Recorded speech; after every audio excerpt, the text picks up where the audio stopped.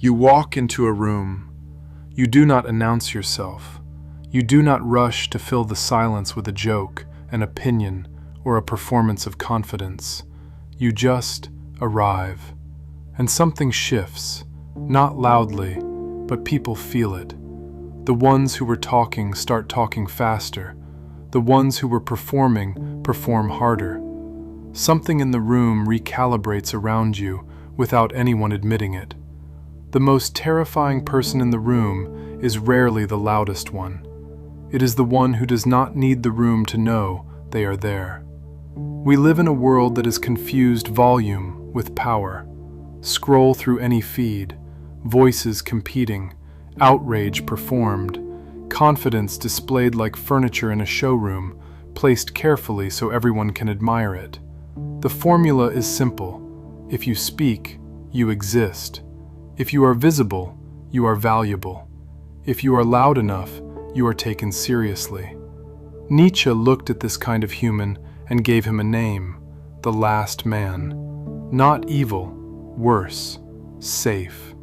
The last man avoids depth the way other people avoid pain. He seeks approval the way other people seek water. He has mistaken being seen for being alive. And in a world built for the last man, silence becomes suspicious. Because silence does not perform. It does not beg. It does not explain itself to people who only understand noise.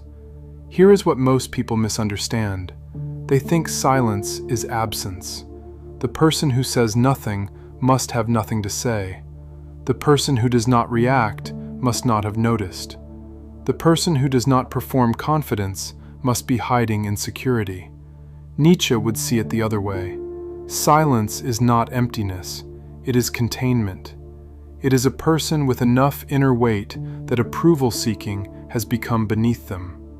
Think about the last time someone tried to provoke you and you said nothing.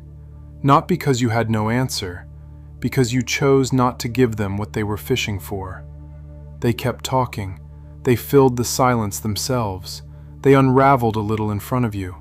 That was not weakness. That was power they could not find a handle on. This is where Nietzsche becomes dangerous.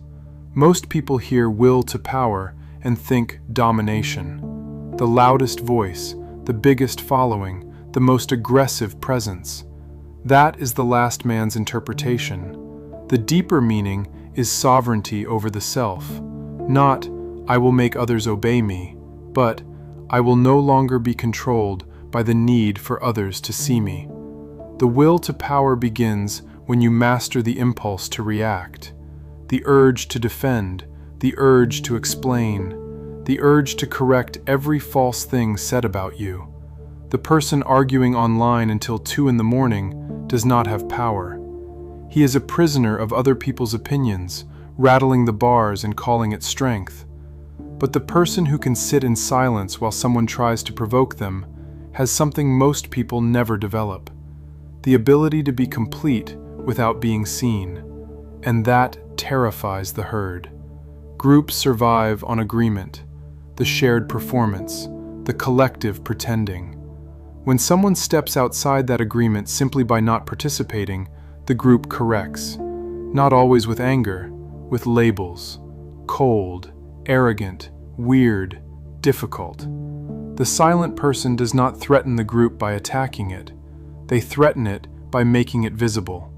Because when one person does not need the game, everyone else has to wonder why they do. That question sits in the room without being spoken. And that is what people feel around you. Not your arrogance, their exposure.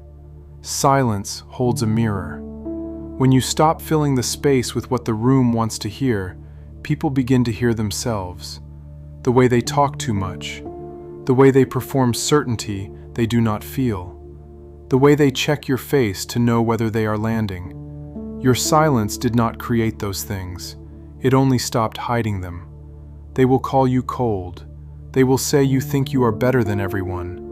What they mean is simpler. They cannot control what they cannot read. Now look at the other side. The person who cannot sit in silence, who fills every pause, who explains unprompted, who sends the message, then sends 3 more because the first one got no reply fast enough. That is not energy. That is fear wearing energy's clothes. The loudest voice in the room is often not the strongest. It is the one most afraid of what would happen if the room went quiet. Because silence is honest. It will not distract you. It will not clap for you. It only shows you what is there. Nietzsche's silent person is not mysterious for effect. They are silent because they have already done the explaining to themselves.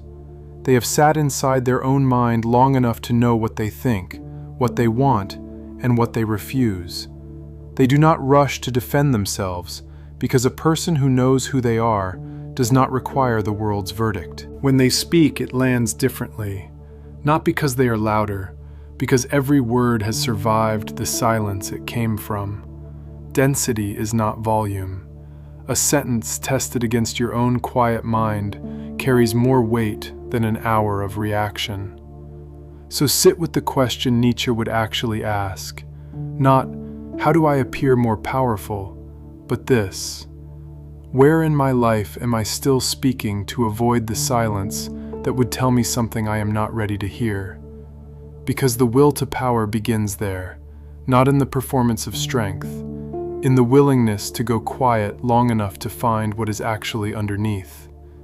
Nietzsche did not admire silence because it is comfortable. He admired it because it is honest. In a world addicted to noise, choosing stillness is one of the few radical acts left. People will misread you. They will call you cold when you are composed.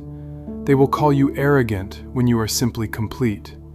They will push for a reaction that never comes, and they will feel in that absence something they cannot name and cannot control. That is not a problem to solve. That is the point. You were never meant to be loud. You were meant to be the kind of person whose silence makes the room louder around them. The most powerful version of you does not announce itself. It arrives, and then it waits. And what it waits for is the one thing no amount of noise can manufacture. The moment the room finally goes quiet enough to hear something real.